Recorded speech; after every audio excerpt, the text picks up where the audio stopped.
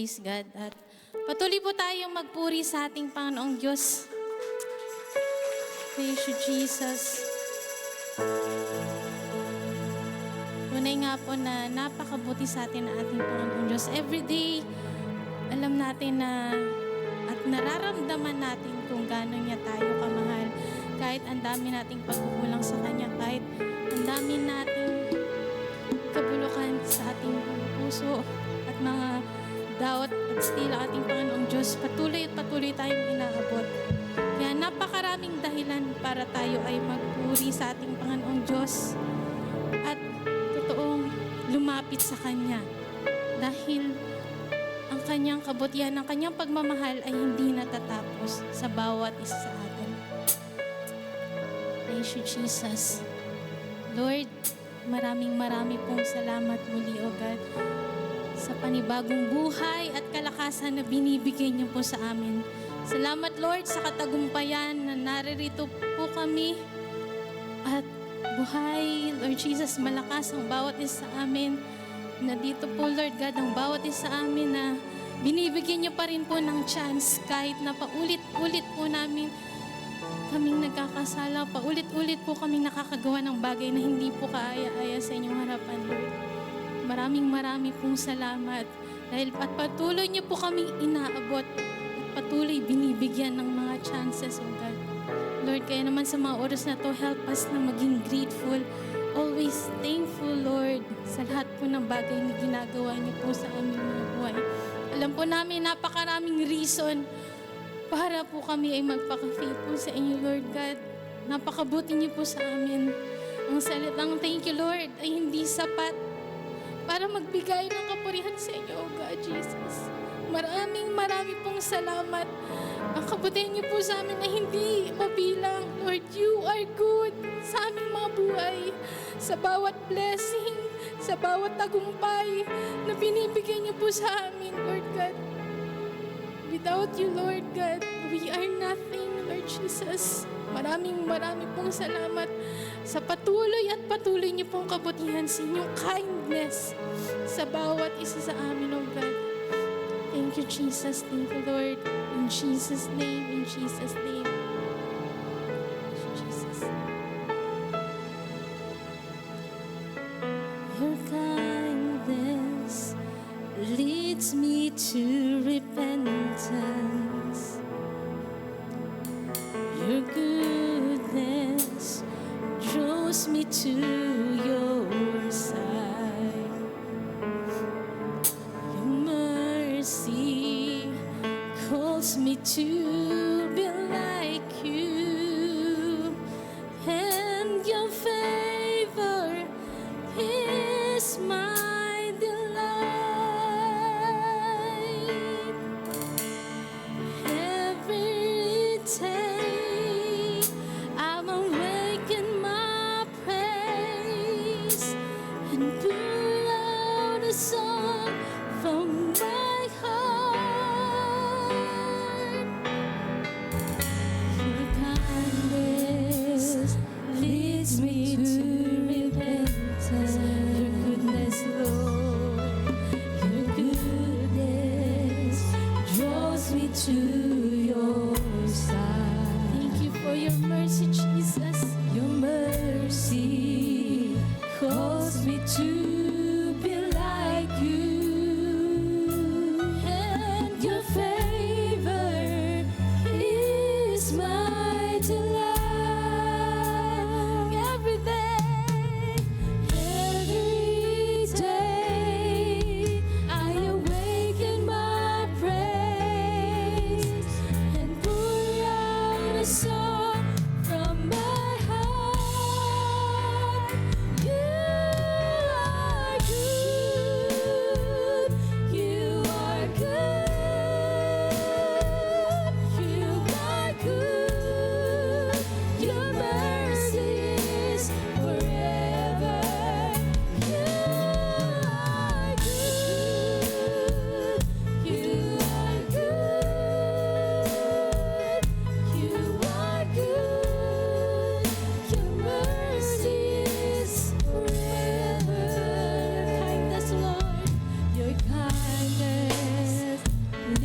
me to repentance. Your goodness draws me to your side. Thank you for your mercy, Lord. Your mercy calls me to be like you. Yeah. Your favor is my delight. Every day I'll awaken my praise and pour out a song from my heart. You are good. You are good. You are good. Your mercy is forever. You are good. You are good. You are good. Your mercy is forever. You are good. You are good. You are good. Your mercy is forever.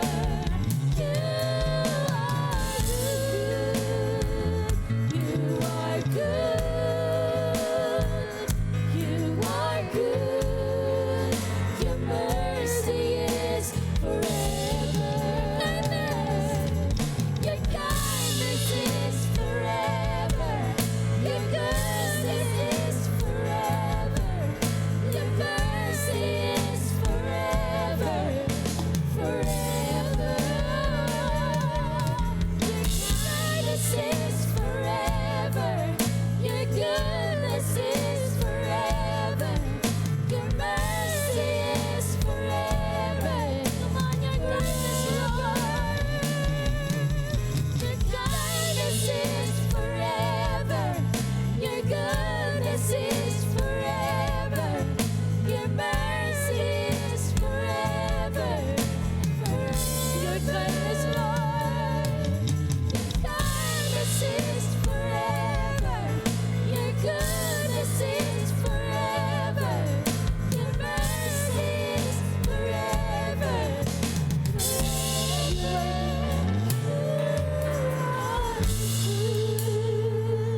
You are good. Thank you, Jesus. You are good. Your mercy is forever. You are good. You are good. You are good. Your mercy, you are good forever. You are good. Thank you, Jesus. You are good. You are good. Your mercy is forever. Come on, you are God. You are good. You are good. You are good. Your mercy is forever. It's You are good. You are good. Your mercy, your kindness is forever. Your kindness is forever. Your goodness is forever. Your mercy is forever. Forever. Kindness is forever. Your goodness is forever. Your mercy is forever. Your kindness, Jesus. Your kindness is forever. Your goodness is forever. Your mercy is forever. Your kindness, Lord. Your kindness is forever. Your goodness is forever. Your mercy is forever. Forever. Jesus. Your kindness is forever. Your goodness is forever. Your mercy is forever. Forever is Lord. Your kindness is forever. Your goodness is forever. Your mercy is forever. Forever is Lord. Your kindness is forever. Your goodness is forever.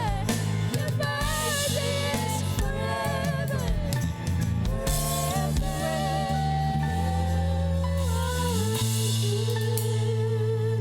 You are good. You are good. Your mercy is forever. You are good. You are good. You are good. Your mercy is forever. Thank you, Jesus. Thank you, Jesus.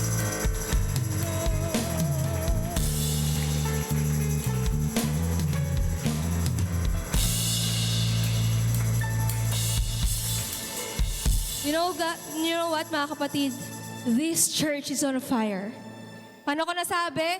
Yung mga bata na galing VBS excited, gustong pumunta lagi dito sa church araw-araw. Mga bata yun paano pa tayo na aware sa goodness na ating Panginoong Diyos? This church is on fire.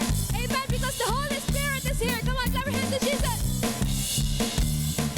The Holy Spirit is here and His power is real. Anything can happen and it probably will.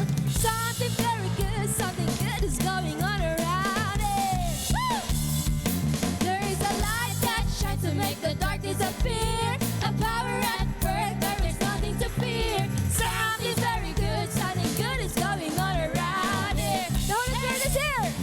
The Holy Spirit, amen, is here and His power is real. Anything can happen and it probably will. Something very good is going on around it. There's a light that shines. There's a light that shines to make the darkness appear. The power at work, there is nothing to fear. Something very good, something good is going on around. Here's the church. This is the church on fire. This is the Holy Spirit flame. We have the burning desire to lift up Jesus. Let fire burn. Let fire burn in every heart to light the way, defeat the dark. Let the flame of love burn higher. This is the church. The Holy Spirit is here. On fire. The Holy Spirit. The Holy Spirit, amen, is here and His power is real. Anything can happen and it probably will. Something very good, something good is going on around it. There's a light. There's a light that shines to make the darkness appear. A power at work, there is nothing to fear. Something very good. Something very good. Something good is going on. This is the church. Whoa! Church on fire. This is the Holy Spirit flame. We have the burning desire to lift up Jesus' name. Let fire burn in every heart to light the way, defeat the dark. Let the flame of love burn higher. This is the church. This is the church on fire. This is the church on fire. 'Cause this is the church on fire. Amen. This is the Holy Spirit flame. We have the burning desire to lift up Jesus' name. Let fire burn in every heart to light the way, defeat the dark. Let the flame of love burn higher. This is the church. This is the church on fire. I know Jesus. Oh, I know Jesus is the Father. I know Jesus is the Son. I know Jesus is the Holy Ghost. All these three are one. Let me tell you who Jesus is. He's the rock of all ages. He's the Alpha and the Omega. He's the heaven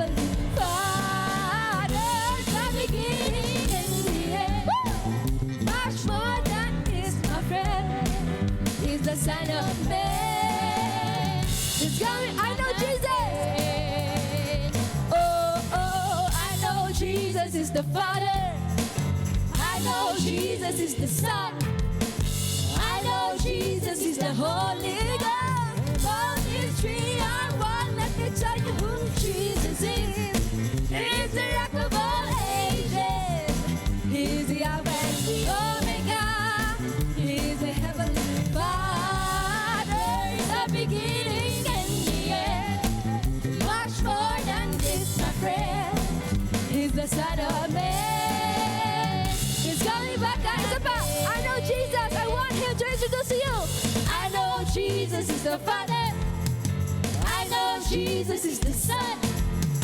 I know Jesus is the Holy Ghost. All these three are one. Let me tell you who Jesus is. He's the rock of all ages. He's the Alpha and the Omega. He's the Heavenly Father. He's the beginning and the end. Much more than his, my friend. He's the Son of Man. He's coming back again. There's gonna be a revival. There's gonna be a revival in the land. Yeah, yeah, yeah, yeah. There's gonna be a revival in the land. From the north to the south, from the east to the west, there's gonna be a revival. There's gonna be a revival. Amen. There's gonna be a revival in the land. There's gonna be there's gonna be a revival in the land. Oh, oh, oh, oh, oh. There's gonna be a revival in the land. From the north to the south, from the east to the west, there's gonna be a revival. There's gonna be a revival. There's gonna be a revival in the land. Revive us, Lord. Revive us, Lord. Whoa, revive us, Lord. By your power and your grace, revive us, Lord. Revive us, Lord. Holy Spirit, fill this place. Revive us, Lord. Revive us, Lord. By your power and your grace, revive us, Lord. Revive us, Lord. Holy Spirit, fill this place. Give God the glory. Give God, amen, the glory. Yes, give God the glory. We'll give God, and He will give you, and He will give you, and He will give you the victory. The victory. Give God the glory. Give God the glory. Give God the glory. And He will give you, and He will give you, and He will give you the victory. The victory. Satan, the blood of Jesus. Satan, the blood of Jesus is against you. Satan, the blood of Jesus is against you. Whoa, Satan, the blood of Jesus is against you. So let us give God. So let us give God. So let us give God all of our praise. You sing, Satan, the blood. Satan, the blood of Jesus is against you. No, Satan, the blood of Jesus is against you. Yeah, yeah, yeah. Satan, the blood of Jesus is against you. So let us give God. So let us give God. So let us give God all of our praise. We sing, give God the glory. Give God, come on, the glory. Jesus, we worship the King of Kings. Whoa, whoa, oh, oh, oh, God, the glory, because He will give you, and He will give you, and He will give you, and He will give, and He will give you, and He will give, and He will give you, and He will give, and He will give you, and He will give, and He will give you, and He will give you, and He will give you, and He will give, and He will give you, and He will give, and He will give you, and He will give, and He will give us, and He will give, and He will give you, and He will give you the victory. Palakpak na may tagumpay! Palakpak na may pagsamba! Palakpak na may pagpupuri! Praise you, Jesus. Hallelujah! Hallelujah! Praise you, Jesus. Hallelujah! Hallelujah!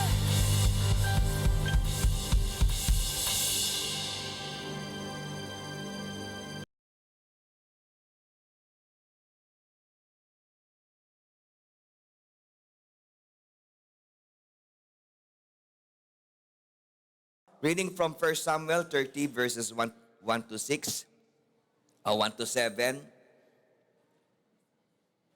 3 days later, David and his men arrived back in Ziklag. Amalekites had raided the Negev and Ziklag.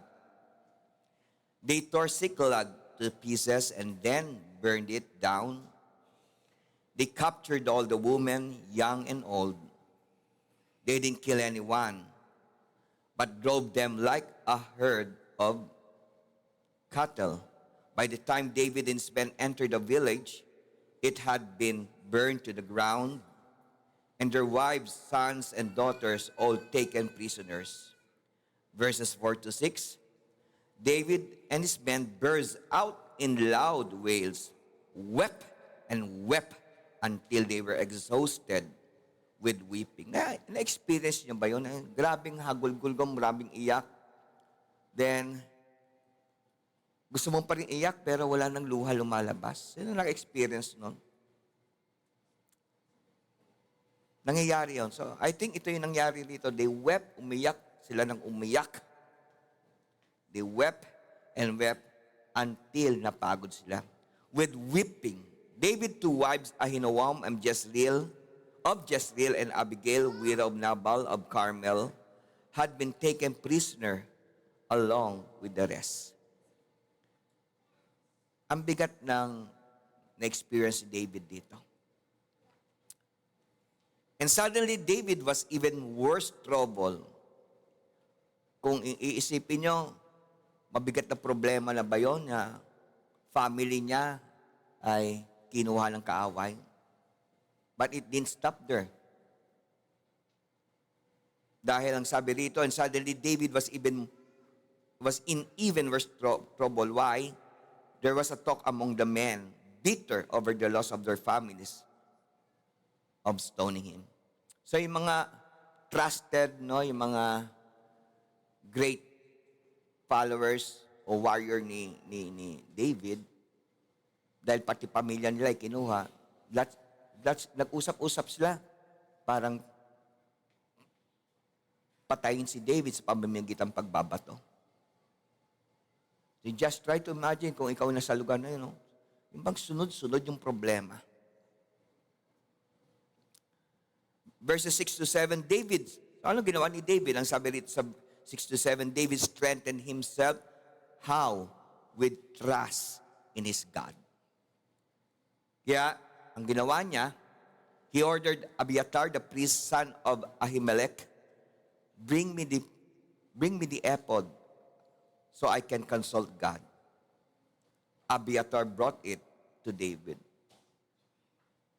So anong significance ng ephod dito? Bakit ito pinakuha ni David? Sinod ba ni David ito o hindi? Manalangin tayong lahat. Minsan pa, dalangin ko, Lord, na kami ay kahabagan mo. Pakita mo po ng mercy, grace, and favor. Kung meron po nangangailangan ng encouragement, abutin mo sila ng iyong presence, to your Holy Spirit, your love, your goodness. Lord, nawa ang puso nila yung maging notebook po ngayon na susulatan po ng mga bagay galing sa iyo about your promises, about your love, everything about you. Kung meron po, Lord, nakaramdam ng conviction, na-realize nila may mga faults sila, mga weaknesses sila, failures, at trying to seek your face, mag-confess, mag-repent, kaawa mo sila, Lord. And not only that, na sila'y patawarin, fill them with your spirit. And I pray, Lord, na ma-renew po ang joy of salvation sa kanila. Kung meron po nangangailangan po ng kagalingan, wrap them, Lord, with your wounds na sariwain mo, including the blood that flowed from it, Lord, upang not only healing ang maranasan nila, but cleansing, sanctification sa kalambuhay. God, nawa may ma-restore sa iyo, may mabuong pamilya, may manumbalik sa iyo, Panginoon. Ito ang aking samot dalangin. In Jesus' name, Lord, magsabing amen. Ngiti mo katabi mo naman, sabi mo, love ka ni Lord. Baka medyo nagda-doubt yung katabi mo eh. Nagdududa kung love ba siya ni Lord.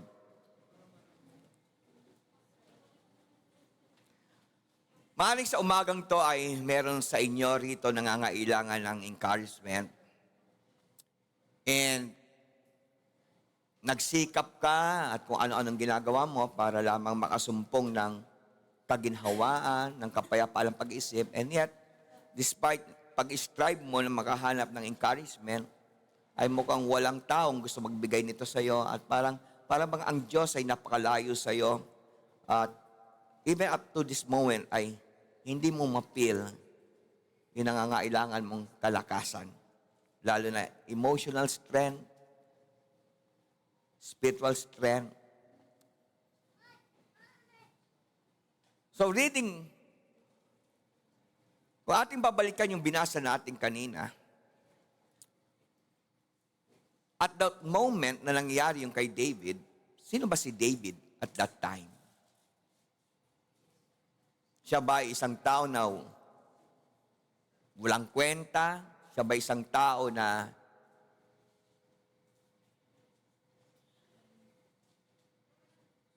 walang lugar sa puso ng Lord? Siya ba isang tao na rejected, left behind,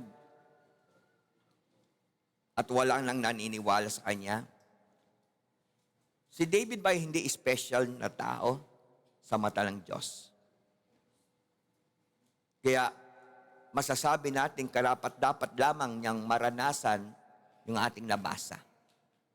So who was David at that time na sunod-sunod yung problemang nangyayari sa kanya? Ang Bible lang sabi na David was a man after God's own heart. Reading from Acts 13 verse 22 sa Amplified Bible Version, and when he had removed him, ito ay patungkol kay Saul, nung namatay na si Saul, he raised up David to be their king. Of him, he testified and said, I have found David, the son of Jesse, a man after my own heart. So, hindi small time si David. Hindi siya walang kwenta. Walang silbi na para magsingaw lang at karapat-dapat lamang niya maramasan ang problema. Hindi. He was special. He was so close sa ating Pang-Diyos. Tinawag siya sa Book of Acts, thousands of years later, na a man after my own heart. So anong ibig sabihin sa sinulat ni Lucas dito sa Acts? Ang sabi ng ibig sabihin, kapatid, ng a man after my own heart is conforming to my will and purpose. and who will do all my will.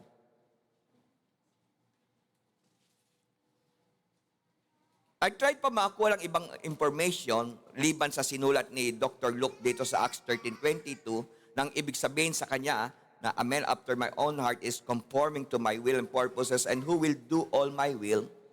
Ang sabi sa nakita ko the other day, ang ibig sabihin ng a man after my own heart ay it is the concept that focuses on aligning with God's desire.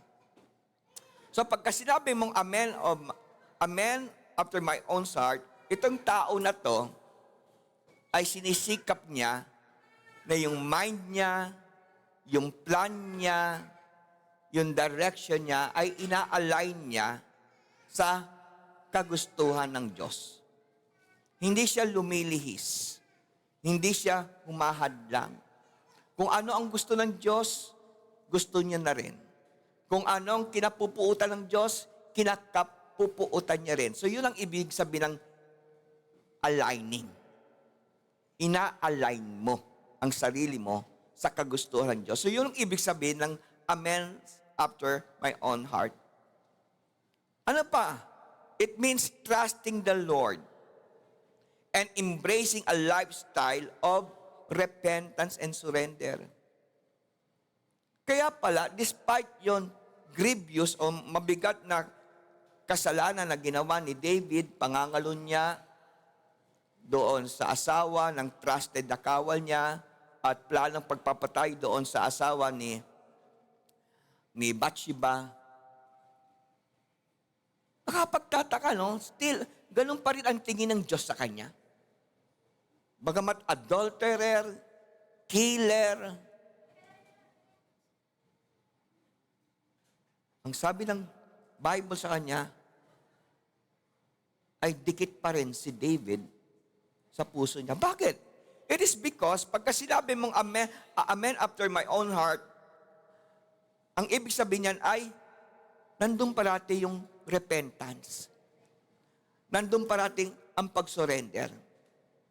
Hindi niya hinahayaan na yung kamalian niya ay tumagal at humantong sa pagtitigas ng kanyang puso. Tulad ng nangyayari sa marami.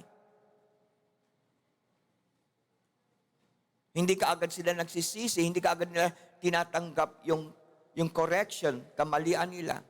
As a matter of fact, marami naman siguro kayong kilala, even sa ng family, pagka pinagsabihan, nagagalit pa sa parents.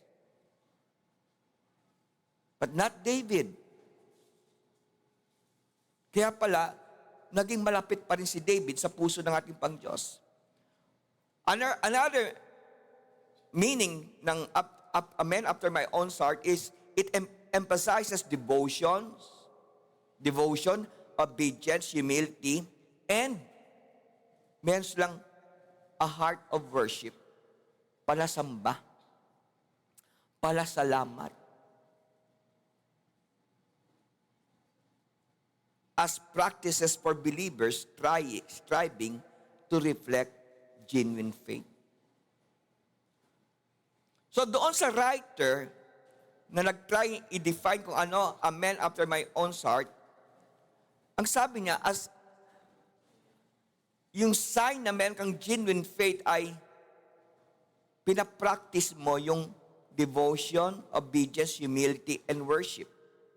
So ito yung mark ng meron kang totoo, genuine na pananampalataya. So ang tanong ko sa inyo, yung binanggit sa Book of Acts by Dr. Luke, na sumulat ng Book of Acts, si David lang ba ang tinawag sa Bible ng a man close to the heart of God? Yes. Wala nang binanggit sa Bible na mayroon pang ibang tao na malapit sa puso ng Diyos. Bagamat ang pasimula ni David ay isang humble beginning dahil shepherd lang siya, tiga-alaga siya ng mga tupa.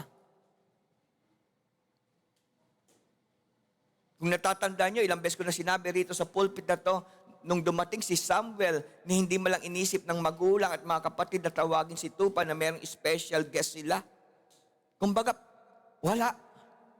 Hindi siya importante sa family. I don't know kung meron sa inyo rito. I believe meron naman siguro rito na feel mo mukhang hindi ka importante sa magulang mo, sa kapatid mo.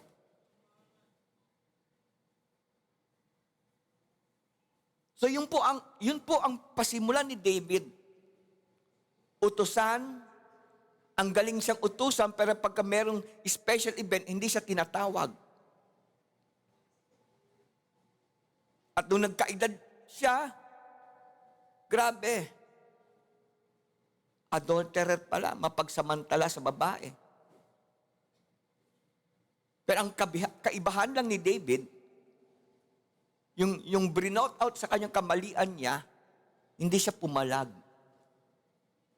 Hindi siya nagmatigas. Tinanggap niya yung correction sa kanya. Siya lang, kapatid, sa Bible ang tinawag, a man after God's own heart. Wala nang iba. Ang daming mabubuting tao sa Bible. Nandiyan si Abraham, nandiyan mga propeta, nandiyan mga apostles, Jesus Christ. But not one of them ay tinawag sa Bible na malapit sa puso ng ating pang Diyos.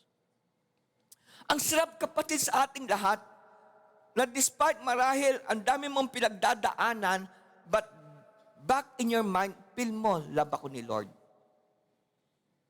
Maganda, parati mo iano mo sa isipan mo yung ulit-ulitin. Ayawan na ako ng lahat, pero si Lord paborito ko. Alam nyo, ibang uring kalakasan ang ihatid sa inyan. Pagka ganun ang takbo ng utak natin. Tulad sinabi ng Tripina, I am blessed. Uulit-ulitin mo parati sa sarili mo, I am blessed. I am blessed. I am blessed. So David was God's anointed king.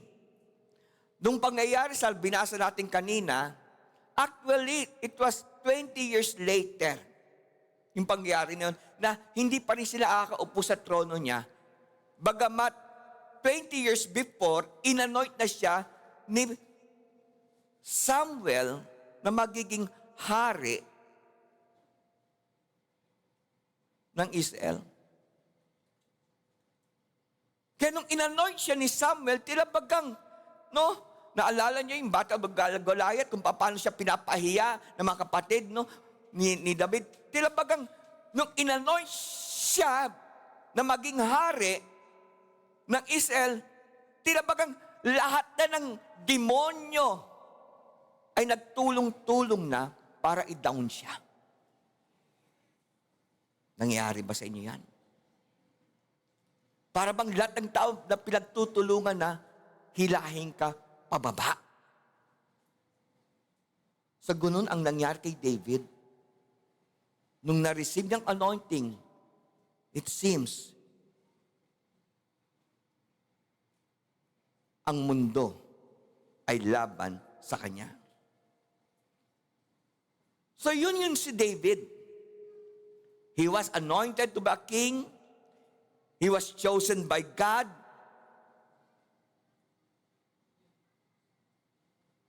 He was a man after God's heart. Pero yung mga bagay na yun, na importanteng sangkap para mapalapit ka sa Pangdiyos, tila bagang hindi nag-exempt sa kanya para maranasan Nanay Elena yung mabibigat na problema. Maraming taong ganyan, kapatid, feeling privilege. Na pagka tinanggap mo sa Panginoon Diyos, nasa isip mo, wala lang problema mangyayari. Kaya pagka dumadating ang problema, Lord, bakit? Ang dami mo ng question. At yun ay nagkukos ng pag-weaken ng pananampalataya mo. Bakit, Lord, nangyayari ito? Tinanggap na kita, Lord, Nagpabautismo na ako. Lord, faithful na ako nagbibigay ng tithes and offerings simula ng kinumbit mo ko. Pero Lord, bakit nangyayari ito? So maraming ganun pag-iisip, feeling privileged porket ginagawa mo yan. Hindi ko alam kung ganun din ang isip ni David yung time na yun, na sunod-sunod ang problema. But ang truth is, bago nangyari mabibigyan na problema na yun, he was God's chosen vessel. King to be a man after God's heart. Very special sa mata ng Diyos. Number 2, where David was at this time. So yung pangyayari na yon, where was David? Ang una, who was David? Now, where was David? Where you are does not necessarily determine who you are. Ulitin ko. Where you are does not necessarily determine who you are. So, hindi porket special anointed siya ni Lord, ay exempted ka sa problema. Hindi porket anak ka ni Lord, ay wala na mangyayaring pagsubok sa buhay natin. So this time, wanted siya ni Saul. Hinahanap siya, hindi lang po si Saul, hindi lahat ng galamay, lahat ng staff ni Saul, lahat ng kawal niya, hinahunting si David. So wanted si David. Ang nakakatawa dito, kapatid, rejected siya sa Israel, wanted man siya, pero nung pumunta siya sa Gat, tinanggap siya ng Palestinian.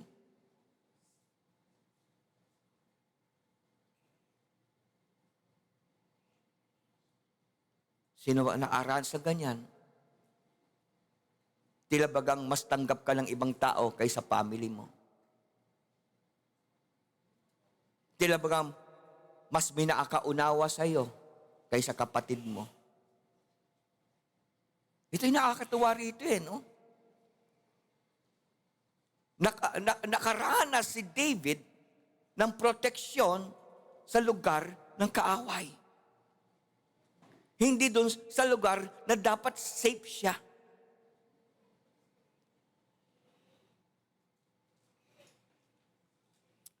At kasama ni David, nung time na yun ay 600 silang lahat.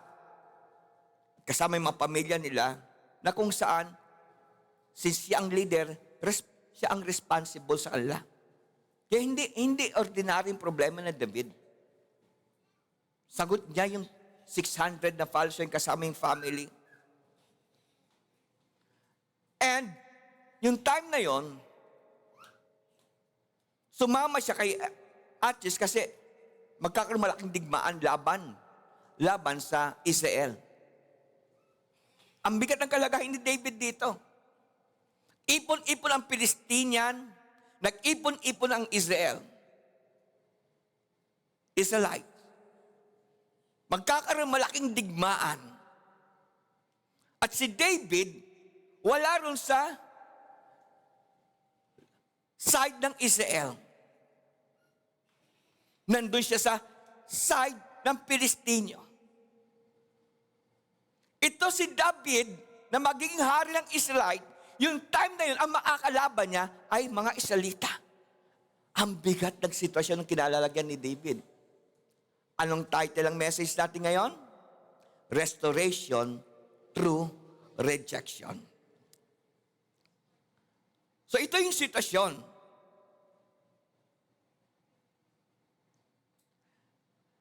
And nung sinabi ni Achis, David,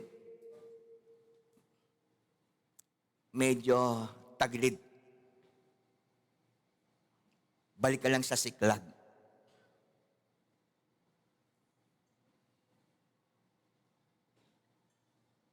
I-relate ko sa inyo later yung kwento rito bakit siya pinabalik. Focus mo lang tayo nung pagbalik niya sa Siklag. Nung pinabalik sila ni Achis, hari ng isang tribo ng Palestinian, kasi naging close sila ni Achis Doon nalaman ni David at makasama niya, wala na yung pamilya nila. Sunog yung tinayo nilang mga matitira nila. Siguro mga tolda yon. Walang natira. kinuha ng Amalekites ang mga pamilya nila. So it created a crisis kay David. Kasi yung time na yon, hindi na Amalekites lang ang kalaban niya. Dahil lahat ng mga kasama niya ay nakatingin sa kanya. At nag-usap-usap sila na batuhin natin si David.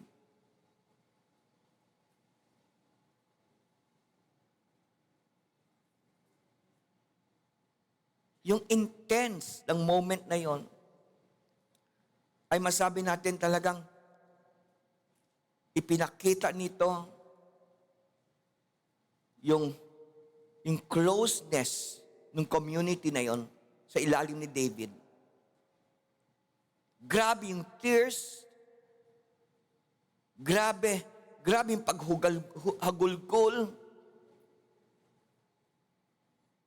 Pero mo kapatid, anong gagawin mo?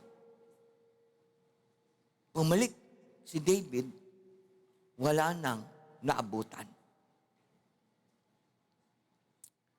Kaya kung babalikan natin yung utos ng Pang-Diyos kay Saul, di ba may utos ang Pang-Diyos kay Saul through Prophet Samuel, patayin nyo ang lahat ng Amalekites. Walang ititira. Naalala ng istorya nun? Pero matigas ang ulo ni Saul. Hindi sana nangyari yon kina David kung inubos nila ang Amalekites. Pangatlo, so anong ginawa ni David? David strengthened himself with trust in his God. Wala na siyang ibang naman talagang pupuntahan. Wala naman siyang ibang maiiyakan. Wala yung asawa niya, wala yung anak niya. No one to turn to. Kung lalapit siya sa mga kawal niya, may threat na nga sa kanya pagtutulungan siyang patayin Have you been there sa ganung sitwasyon?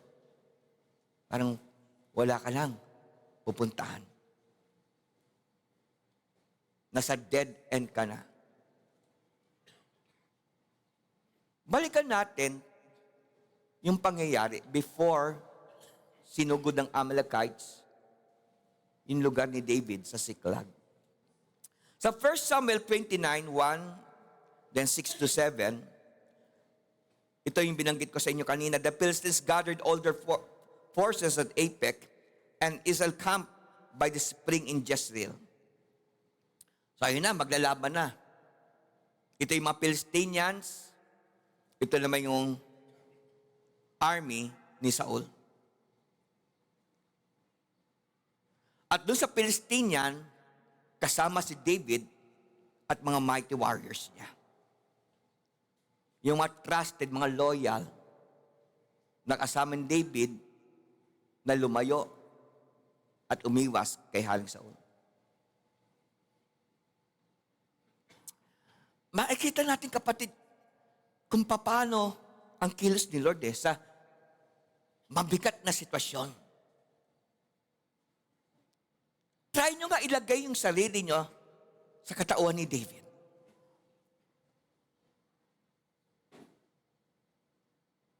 At walang ginawa ang Diyos. Hinayaan ka.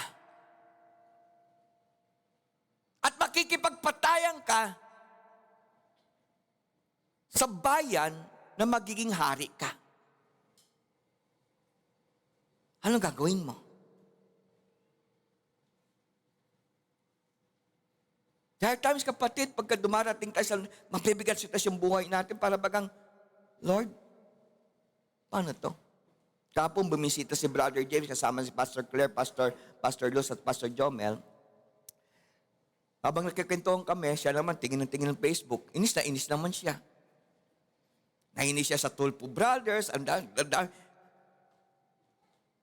Kung naalala nyo, kapatid, I have posted siguro ilang days, about yung, hindi ko alam kung nabasa niyo yon. Monday yata ko pinost yun, Tuesday. Nasabi ko ron, it seems we are witnessing the greatest cover-up. Sino nakabasa nun? Nabasa niyo ba yon? At kinabukasan yata magkakaroon yata hearing sa Blue Ribbon. But then, ang ginamit ko ron, ang makakapag-cover up lang sa atin ay yung dugo ni Jesus Christ. Wala nang iba. And at the end ng statement na sinulat ko ron, sabi ko, still at the end, ang sovereignty pa rin ni Lord ang magpre-prevail.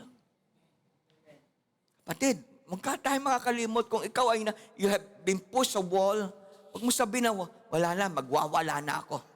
No. God, hindi natutulog ang Diyos. Hindi ka pababayaan, basta anak ni Lord, hindi niya pwedeng pabayaan. Kaya going back kay David, anong solusyon doon? Maakalaban niya ay yung bayan na tinalaga ng Diyos na siya magiging hari. Kaya makita niyo kapatid, how God works. Hindi natutulog ang Diyos. Hindi pikit ang Diyos. Imposible pabayaan ng Diyos ang mga anak niya. So ano nangyari? So verse 6, so Achish called David and said to him, as surely as the Lord lives, you have been reliable. And I would be pleased to have you serve with me in the army. From the day you came to me until today, I have found no fault in you. So sa mata ni Achish, loyal si David sa pangkat ng mga Pilistino. Number 1 kalaban ng mga Israelite. Hanggang ngayon nakita nyo naman, Gaza. Nandiyan mga Hamas, mga Pilistino.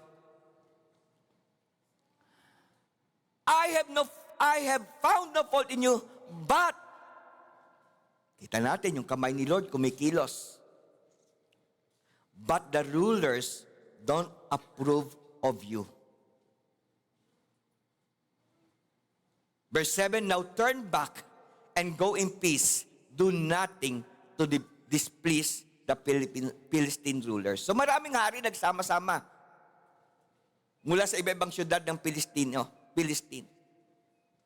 Kay Achish, okay si David.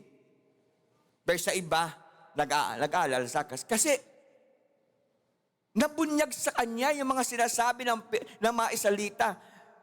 Saul killed 1,000, but David killed 10,000. Sariwa pa sa isip nila, si David ang pumatay ng number 1 na warrior nila si Goliath. Then ngayon kakampi nila. Ang hirap. Ganon din sa sitwasyon ni David, ang hirap. Siguro sila magkakasamang nagtitingnan, naku, paano ito? Anong solusyon dito? Safe kami pag nandito. Mula sa kamay ni Saul. Papatay ba kami ng Israelite? Come on. Nalagay ka lang ba sa isang sitwasyon na parang imposible na? Naalala ko yung pag-uusap namin ni Ryan noon. Naalala mo yung pag-uusap natin? Doon tayo sa likod. Anniversary yata ng church. Naglabas si Ryan ng mga damdamin niya. Yung kalungkutan niya. So, anong naranasan? Again, anong title ng message sa atin ngayon? Restoration through rejection. So, yung naranasan ni David was actually a rejection by the Philistine. Rini-reject siya. Pero anong klaseng rejection yan sa mata ng ating Pang-Diyos? So not only David faced rejection, yung pamilya niya, yung followers niya at yung mga family nila ay na-captured ng Amalekites. At yung mga loyal soldiers niya were on the verge of stoning him to death. Kaya at that point of rejection, at the point na wala ng family niya, at the point na papatayin siya, mga kasamahan niya, anong ginawa ni David? Sa 1 Samuel 30 verses 6 to 7, pwede ba sabay-sabay natin basahin? David strengthened himself with trust in his God. He ordered Abiathar, the priest, son of Ahimelech, bring me the ephod so I can consult God. Abiathar brought it to David. Ang tanong ko sa inyo, anong significance ng ephod dito?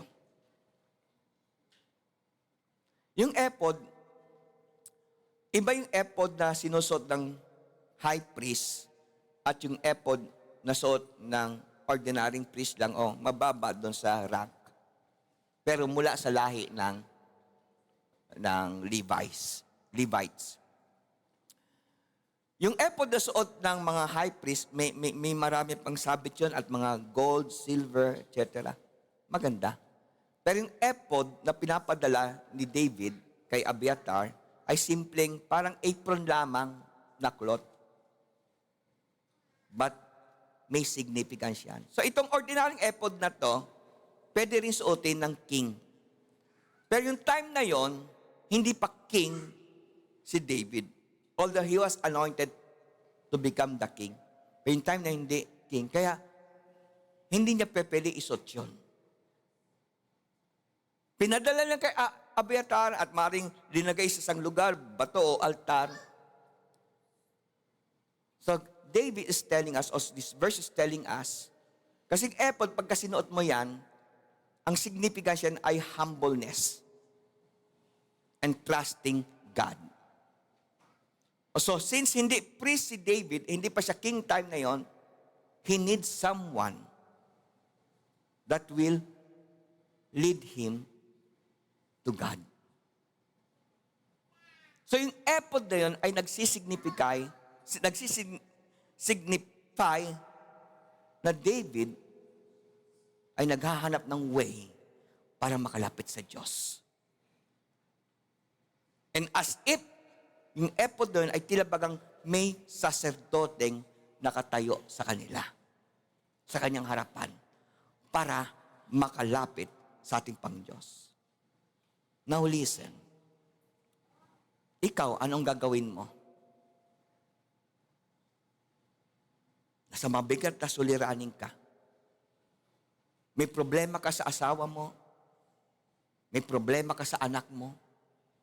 May problema ka sa magulang mo.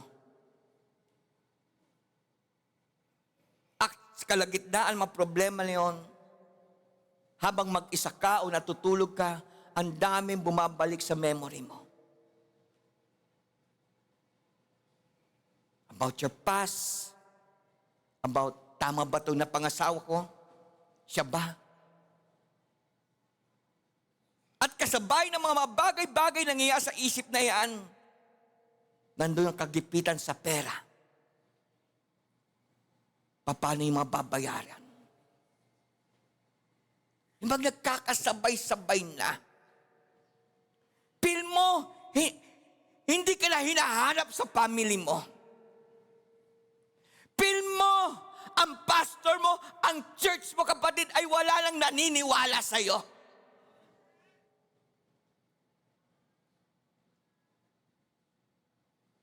Wala nang titiwala na sa'yo.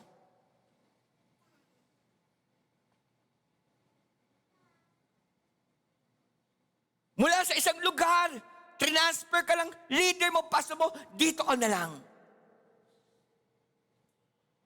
Biro mo kung pagsabay-sabayin mo yan, grabe, pwedeng sumingit si Satan niya sa isip mo. Lord, kailangan pa ba ako ng family ko? Lord, kailangan pa ba ako dito sa church? Lord, feel ko, bumabaksak na ang lahat sa akin. May pagpalagay natin, sinamahan pa ng problema sa school, problema sa work. Ang hirap nun. Many times, napunta ako sa ganung klaseng kalagayan. Many times, alone, umiyak ako kay Lord.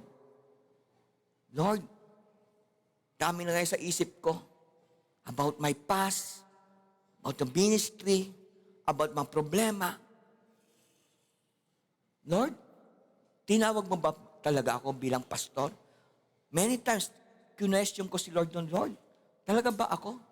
Tinawag mo pastor. Then sasabayan mo ng problema sa mga anak mo. Naalala ko, kapatid, dumating yung mga pagkakataon, even sa mga anak ko, sinabi ko, mga anak, hindi ko na kaya pag-aralin. Totoo yan, kapatid. Hindi ako nahiya sabihin niya sa harapan niyo.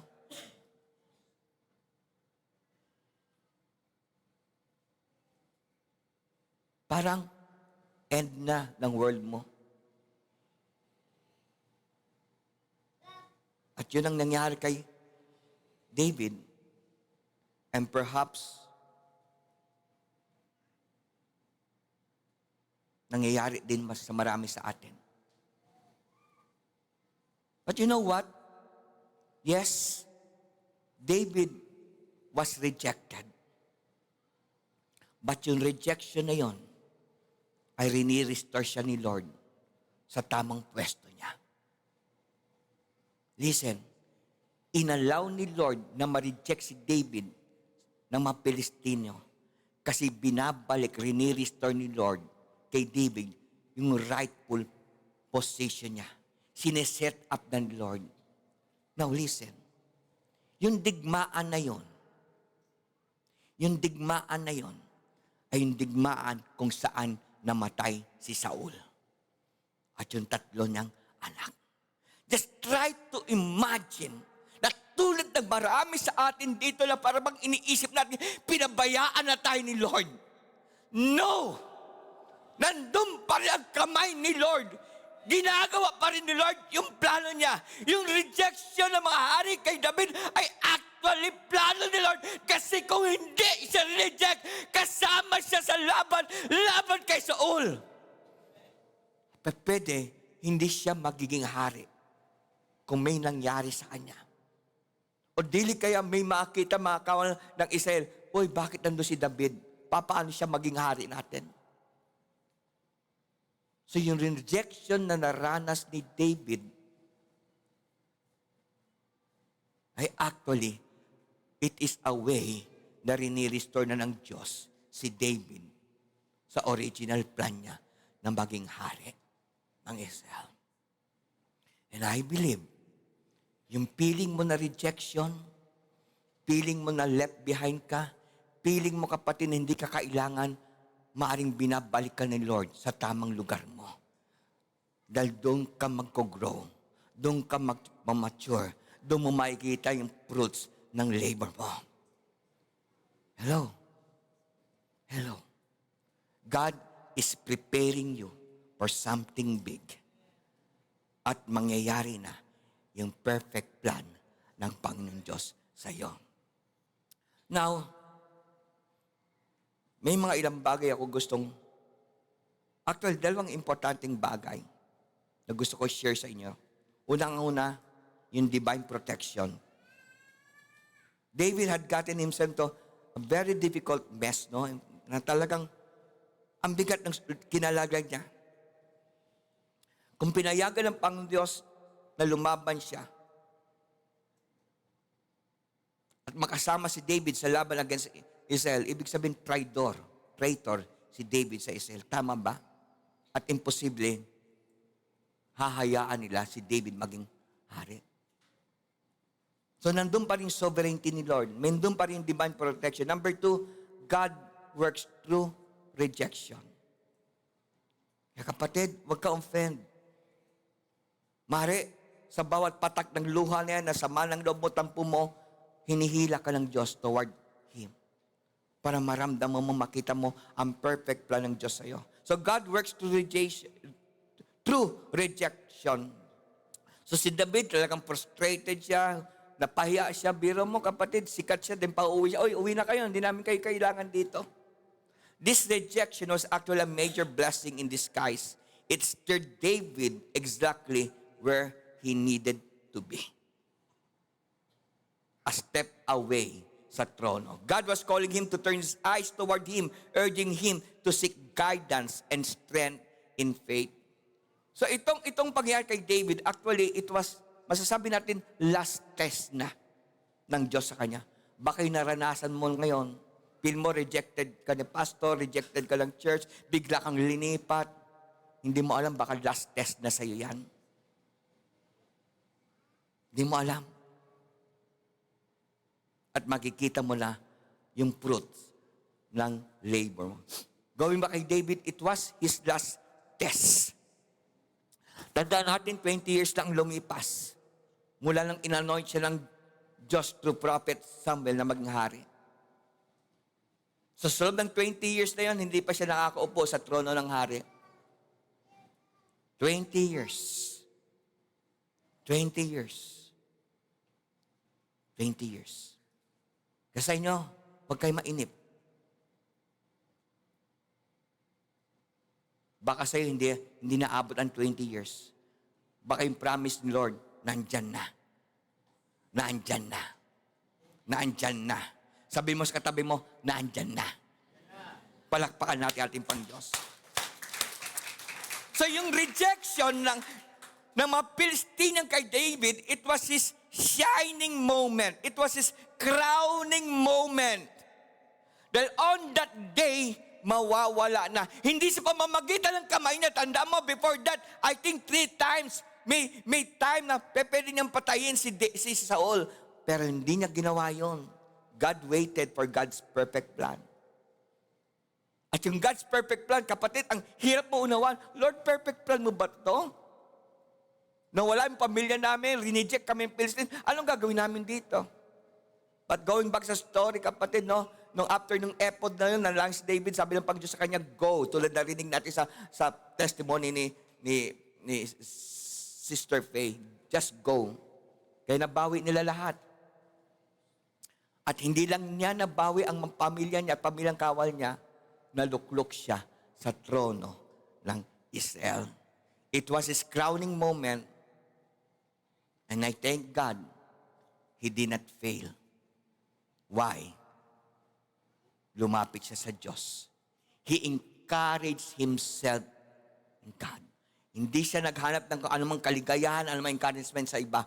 Kay Lord siya lumapit.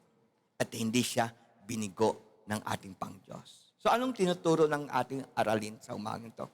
Malapit na utapos. Number 1, vigilance in faith. Why? Kasi katulad ni David, even the man after God's own heart ay nagkakaroon ng problema. Nagkakaroon ng spiritual decline. So don't judge yourself. Huwag kang bibigay. Huwag kang magpapatalo. Lahat ng mga anak ng Diyos ay maakaranas ng problema. Tandaan nyo, pinaglihit tayo sa sugat at hirap. Naintindihan nyo kapatid? Sa krus naghirap si Lord. Kaya lahat ng mga anak ng Diyos, galing tayo sa genes ni Lord Jesus Christ. Galing tayo sa DNA ni Lord Jesus Christ. Pinaglihit tayo sa pagsubok, sa pag-uusig, sa pag-alemura, at marami pang iba. Kasama natin yan. Pero tandaan mo, mahal ka ni Lord. Hindi ka niya pwedeng pabayaan.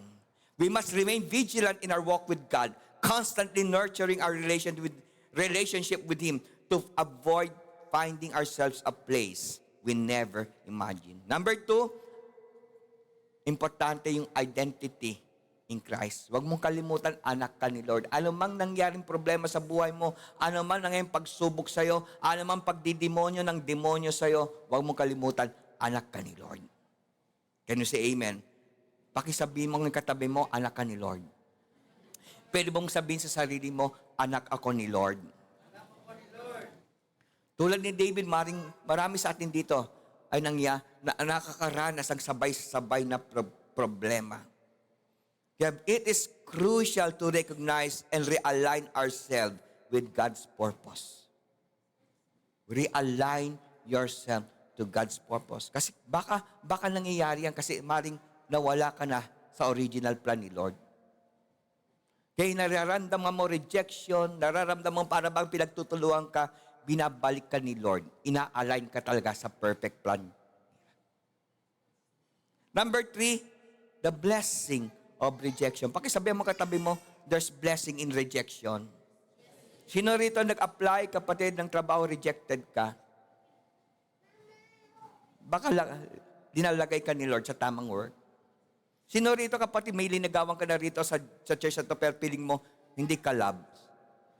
Baka dinadala ka lang sa tamang woman. Nandiyan si Lilian, nandiyan si Pastor Luz. Saan ka kasi nakatingin? So kapatid, if you feel rejected, tanda mo, may blessing sa rejection. Naniniwala ba kayo dyan? Being rejected by the word can be painful, but it often serves as a divine redirection. Ganun nangyari kay David. Rejected siya, pero rini-redirect na siya, Lord. Dinadala niya siya sa tamang lugar niya. Sa pagiging hari. David's rejection by the Philistines marked a step toward his spiritual restoration. Maring yung time na yung kapatid, gulong-gulo na utak ni David. Nakakalimutan niya magsamba kay Lord. Nakakalimutan niya tumawag. But at that moment, kapatid, while everything was lost, natuto ulit siya bumalik kay Lord. Lord, I need you now. Pwede bang sabihin natin, kapatid, lahat, I need you now, Lord. Come on, lakasan natin, sabihin na, I need you now, Lord. Masyado ka mang down na down, masyado ka lang depressed, masyado ka lang sugatan, sabihin natin ng malakas, I need you now, Lord. Number 4, strength in desperation. In a moment, it was a complete loss. Find strength in God alone. Huwag ka lang humugot ng lakas mula sa iba, kay Lord na lang. By remembering His love, how? Paano ka huhugot ng lakas? Remembering yung hirap niya sa cross, remembering His love, His promises, past deliverances, we can strengthen ourselves in the Lord and begin our journey of restoration. Number 5, God's unfading love. No matter how far we go astray, hindi nagbabagong pag-ibig ni Lord sa iyo. Love na love ka ni Lord. Pwede bang sabihin sa katabi mo, with feelings, love na love ka ni Lord. Come on. Baka yan ang magpapalakas ng loob ng katabi mo. Baka yung katabi mo, ang daming pinagdadaan problema. Pakisabi mo nga, o pwede ibilong mo na lang, love ka na love ni Lord. David's example encouraged just believers to turn to God for strength when facing challenges, knowing that God is an ever-present help in times of need. Hindi late si Lord. Parati siyang on time. Masyado ka lang impatient. Pwede ba tumayo tayong lahat, mga kapatid?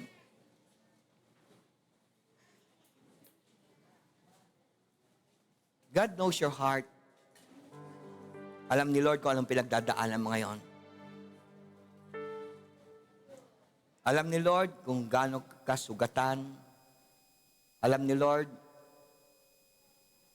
kung paano ang daming pains.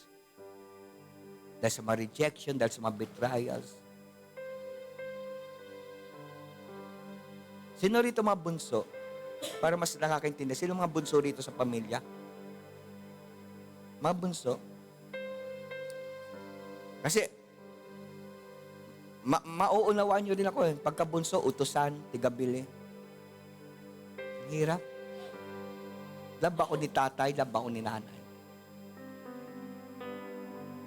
Sabi ko lang yan para lubos natin maintindihan yung message. Kay Lord, walang difficult moments. Kay Lord, yung moment na yon ay sineset up ka ni Lord sa matinding restoration. Binabalik ka na sa tamang lugar. Kasi masyado ka lang napalayo eh. Masyado ka nalibang. Masyado ka na nalihis sa tamang journey. Kaya if you are in that kind of situation, na parang feel mo, ikaw na lang. God is realigning your life sa plano niya. Binabalik ka na sa original plan ni Lord. Na ako naniniwala, something great is, may isisilang something great ngayon. Huwag ka lang humadlang. Huwag ka lang pumalag. Huwag ka lang maging spectator sa umagang to. Just close your eyes. Feel God's voice. At kung meron man dito masyadong sugatan, Masyadong at lost, masyadong lito. Ang daming question. Sino rito nagdi-desire makareceive ng Holy Ghost? Ma-refill, ma-refresh.